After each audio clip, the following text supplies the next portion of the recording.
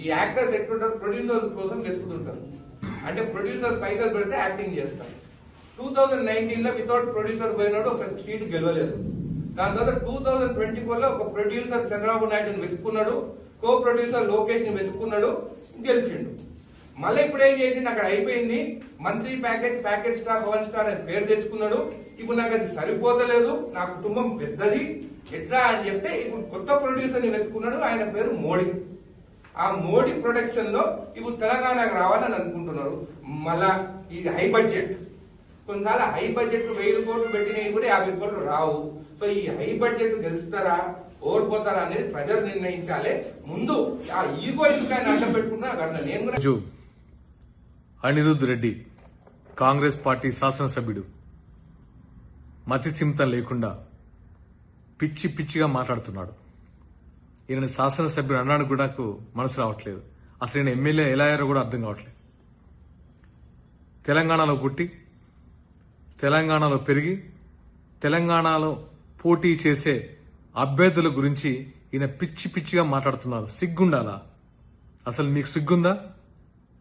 ఎక్కడో Italy Congress party అధ్యక్షురాలు సోనియా గాంధీ గారి అధ్యక్షతన మీరు పోటీ చేస్తున్నారు. మీకు సిగ్గుందా? ఒకసారి ఆలోచించుకోండి. మీకు రాజ్యాంగ విలువలు, ప్రజాస్వామ్యం తెలియకుండానే ఎమ్మెల్యే అయిపోయారు. ఎవరు ఎక్కడి నుంచి అయినా పోటీ చేయొచ్చు, ఆ మాత్రం తెలియకుండా ఎమ్మెల్యే అయిపోయారు. మేము తెలంగాణలో 336 మందికి, బడుగు బలహీన వర్గాలు, అతి సామాన్యులకి, పోరాట స్ఫూర్తి ఉన్న వాళ్ళకి, హక్కుల కోసం పోరాడే వాళ్ళకి టికెట్లు ఇచ్చాం. మీరు ఎలాంటి వాళ్ళకి ఇచ్చారో మీకే తెలుసు. ఆర్థికంగా లేకపోయినా గుండె ధైర్యంతో పోరాడుతున్నారు జనసేన కార్యకర్తలు. ఇక్కడ పవన్ కళ్యాణ్ గురించి మాట్లాడే అర్హత నీకుందా? నీ జీవితంలో ఎప్పుడైనా నీ స్వంత మణి తీసి నీ నియోజకవర్గ ప్రజలకు ఇచ్చావా? పవన్ కళ్యాణ్ గారు పదవిలో ఉన్నా లేకపోయినా సరే ఆయన స్వంత మణిని, కుటుంబాన్ని పక్కన పెట్టి సరి అందరికీ తన స్వంత కష్టాజితాన్ని పనిచేశారు ఎప్పుడో. అలాంటి ఆయన పట్టుకొని పిచ్చి పిచ్చి మాటల యాక్టరు, ప్యాకేజు, ఒక దేశ ప్రధానమంత్రిని పట్టుకొని పిచ్చి పిచ్చి మాటల. నువ్వేమేమిలాగా?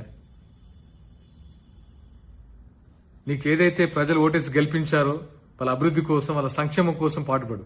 అంతేగాని ఇలా పిచ్చి పిచ్చి మాటలు మాట్లాడి ఈ ఎమ్మెల్యేకి పదవికి ఉన్న గౌరవాన్ని తగ్గించరు.